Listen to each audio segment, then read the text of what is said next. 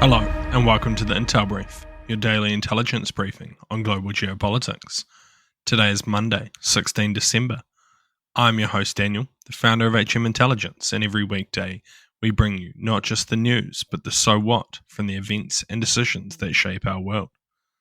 So grab a coffee and get ready to be informed. In today's update, we'll be covering Bangladesh could hold elections in 2025. The EU is sending diplomats to talk with Syrian rebel leaders, and the Congo and Rwanda say Angola peace talks have been cancelled.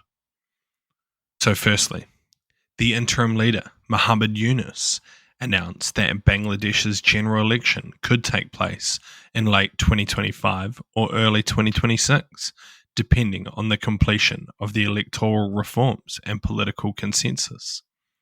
Speaking on the 53rd anniversary of Bangladesh's independence, Yunus, an 84-year-old Nobel laureate, highlighted that minor reforms could allow elections to take place at the end of 2025, while more extensive changes may require an additional 6 months. Yunus has been leading a caretaker government since the ousting of the former Prime Minister in August after mass protests and allegations of rigged elections, human rights abuses, and violent crackdowns. She fled to India amid widespread unrest and now faces an arrest warrant as the caretaker administration works to rebuild democratic institutions within the country. Yunus's leadership comes at a challenging time for the country, as religious tensions continue to escalate and relations with India are strained. The minority Hindu community has reported increased violence and persecution under the current government, prompting criticism from the former Prime Minister, who accused Yunus of failing to protect religious minorities. Relations with India have also deteriorated further due to the arrest of a Hindu religious leader during protests in the Indian border state. Meanwhile, opposition parties, including the Bangladesh Nationalist Party, are pressuring Yunus administration to expedite elections following the widely discredited January polls, which were criticised for being neither free nor fair. So what? It seems likely that if a new election cannot be cemented soon, then the level of violence may continue to grow, even getting to a level that could spill over into India.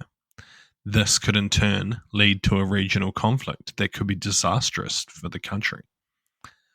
While there are some big questions that still remain over the last presidency and the current leadership, holding elections is the next key step to restoring the country to some form of order. And next, Kaja Kallas, the European Union's new foreign policy chief, confirmed that the EU has sent an envoy to Damascus to talk with the interim government led by HTS, a group whose roots come from Al-Qaeda. This move follows similar decisions by the US and UK to engage with the group as regional and global powers compete for influence in Syria's future.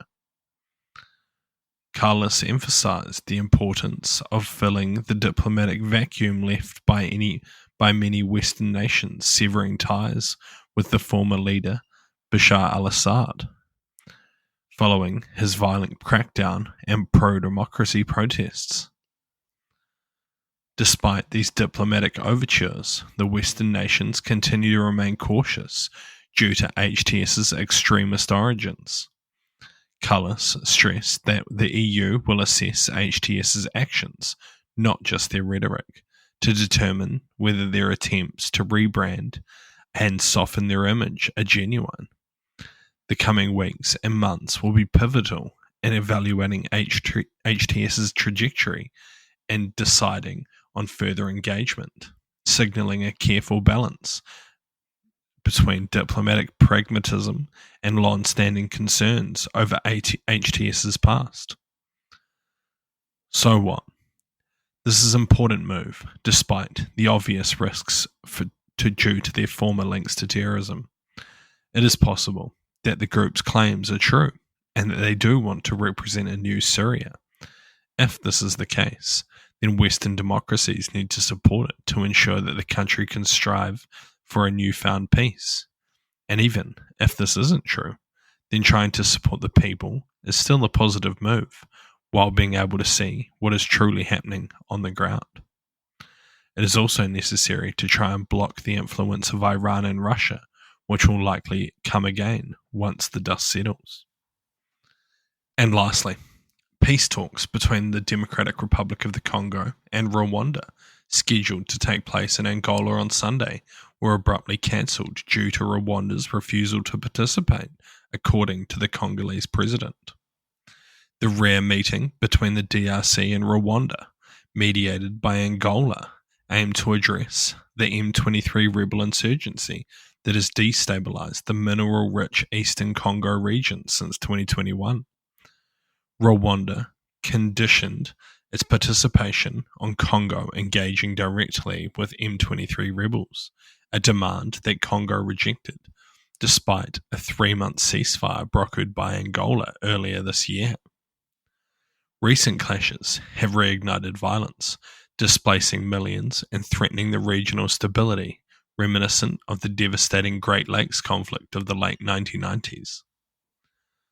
The M23 conflict has exacerbated tensions between the two nations, with Congo accusing Rwanda of backing the rebels, a claim the president denies despite its admission in February of having troops in the eastern Congolese region for security purposes. The UN has estimated that up to 4,000 Rwandan forces are currently in the region, with significant influence over M23's operations. A peace plan agreed upon last month proposed mutual concessions, Rwanda dismantling its force, and Congo neutralizing a Hutu rebel group responsible for cross-border violence.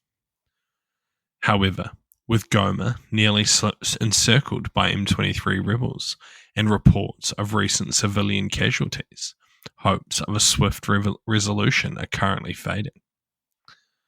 So what?